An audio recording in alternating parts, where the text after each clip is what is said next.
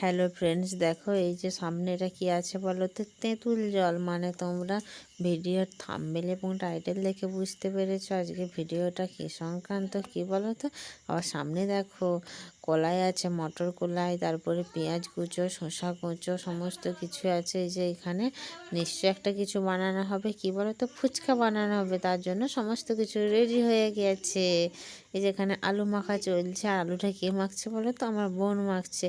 সে সম্ভবত ক্যামেরার সামনে আমার বোন আসতে চায় না সহজে। যেখানে আলু সেদ্ধ করা আছে, আলুগুলো একটা একটা করে ছাড়িয়ে নিয়ে আলুগুলো এখানে মাখা চলছে। আর আমার বোন কিন্তু আলুটা মাখতে খুব ভালো সুন্দরভাবে পারে। এখানে শসা কুচো, পেঁয়াজ কুচো, মটরগুলো সমস্ত কিছুই নিয়ে নেওয়া হলো।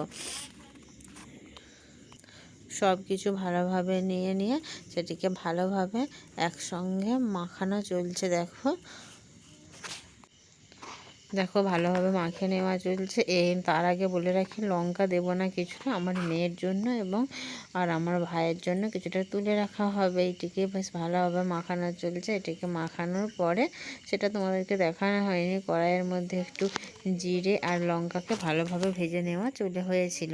এখানে লেবু দিয়ে দিচ্ছে। এই যে সেই লঙ্কা আর জিরেকে ভালোভাবে মিক্সড করে মাখাচ্ছে। এই যে আমার বোন মাখাচ্ছে। দেখো আলুটার কালারটা কীরকম, আস্তে আস্তে কীরকম কালার হয়ে গেছে। দেখো দেখলেই খেতে ইচ্ছে করছে যেন মনে হচ্ছে।